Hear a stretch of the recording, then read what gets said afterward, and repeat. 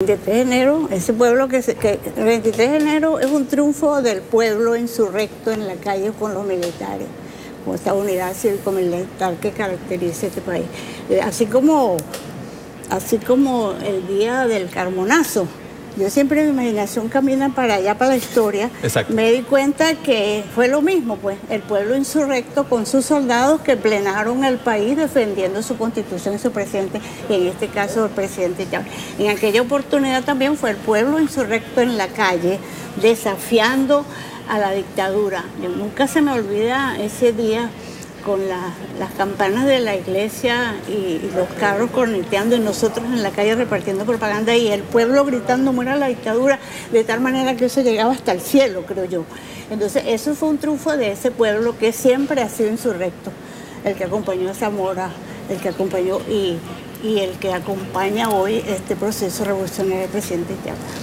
Entonces, ¿qué pasó después? Ese pueblo realmente casi siempre fue traicionado.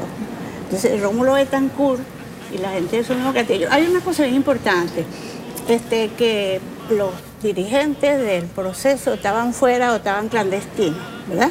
Proceso del 23 de enero. Del proceso del 23 de enero. Yo veo la historia como un proceso, no como un hecho, como los positivistas, exacto, como un hecho aislado, como un individuo. No, es un proceso complejo, donde hay una serie de contradicciones, donde hay una estructura, donde hay una serie de procesos y de grupos que participan.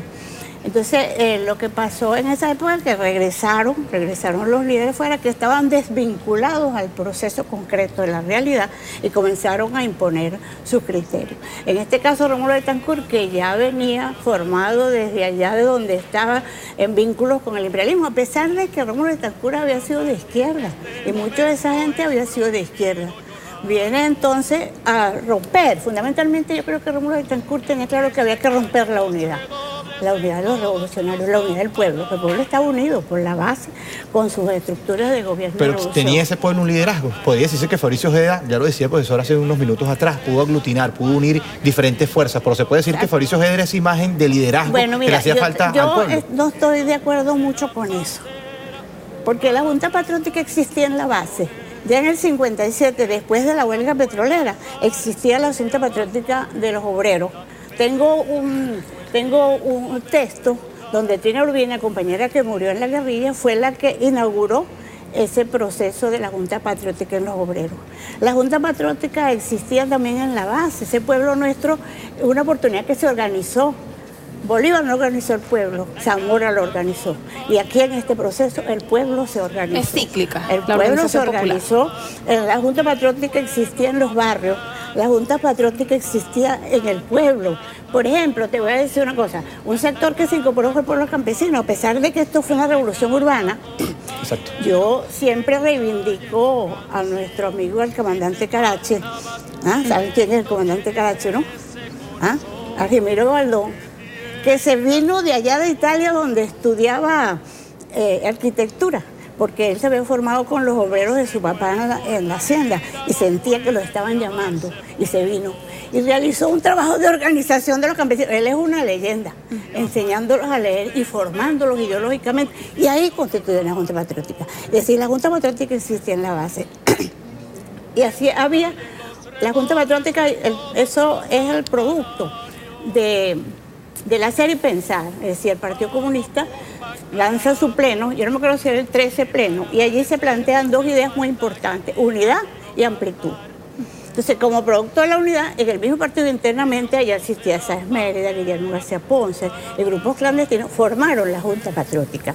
Y nosotros, la juventud, formamos el Frente Universitario. Esos eran los aspectos de la unidad. Entonces, ¿qué pasó?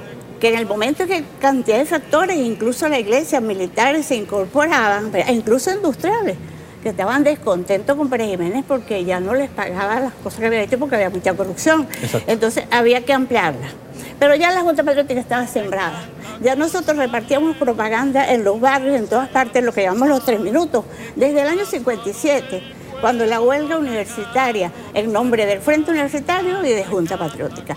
Porque para mí la historia es un proceso, no es un individuo, no es un hecho, eso es positivismo. Y eso, esa unión y esa Junta Patriótica ha logrado consolidarse ahora, quizás con otro nombre y con otra transformación, pero es la misma, es el mismo ideal, es la misma visión. En este proceso ahorita, No. ¿Por qué?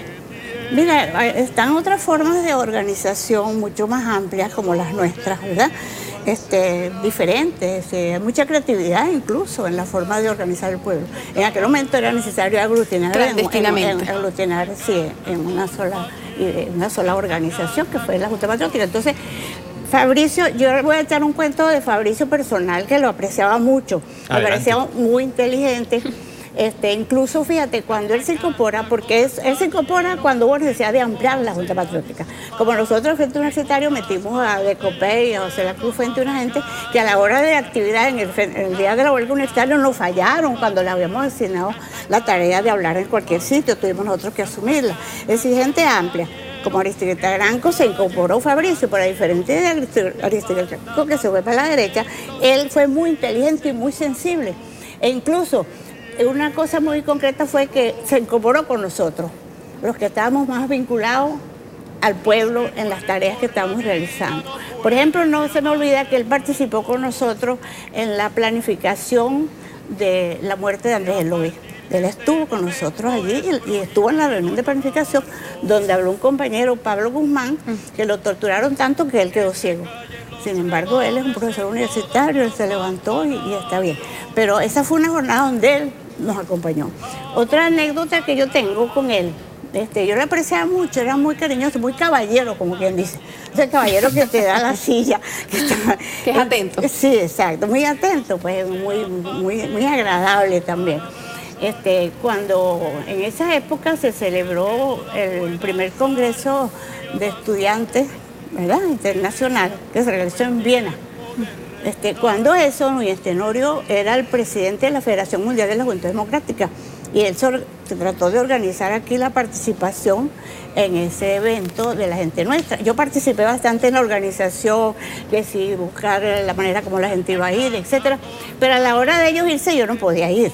Yo fui al aeropuerto porque tenía una barriga de este tamaño porque mi hija estaba en estado. Y entonces me decía, pero tú vas a ver que esos muchachos no van a hacer hasta que no regresemos, vámonos. Le dije, no puedo. Entonces, pero fue muy cariñoso porque cuando regresó me trajo, que la tengo guardada, una gorrita tejida que compró en Viena para mi hija. Una de las cosas, yo digo, aquí siempre le han tenido miedo al pueblo, lo que te decía yo. Los adecos, cuando ven el pueblo en la calle, salieron corriendo a dar su golpe del 18 de octubre. Y ahora el pacto de Punto Fijo fue producto del miedo a ese pueblo insurrecto. Después que cayó Pérez Jiménez, el pueblo estuvo en la calle insurrecto y comenzaron a reprimirlo.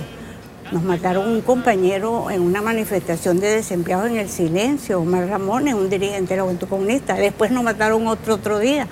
Entonces, había que romper la unidad del pueblo y había que golpear ese pueblo insurrecto que estaba en la calle reclamando sus intereses, reclamando que resolvieran sus problemas. ¿Cuál era el problema más importante? ¿Gente que hiciera político? No, el desempleo. El problema del desempleo. La gente estaba en la calle muriéndose de hambre porque estaba desempleada. Era un problema económico. Porque la gente dice, no, pero Pérez Jiménez, que si una cantidad de cosas, que si la ciudad universitaria, que si la petroquímica, todas esas cosas. Eso era penetración de capital extranjero con alta tecnología que no absorbía fuerza de trabajo. Lo mismo que el petróleo absorbe el 1% de fuerza de trabajo. Entonces, en el campo comenzó a desarrollarse el capitalismo en el campo con maquinarias que sustituyeron también al campesino.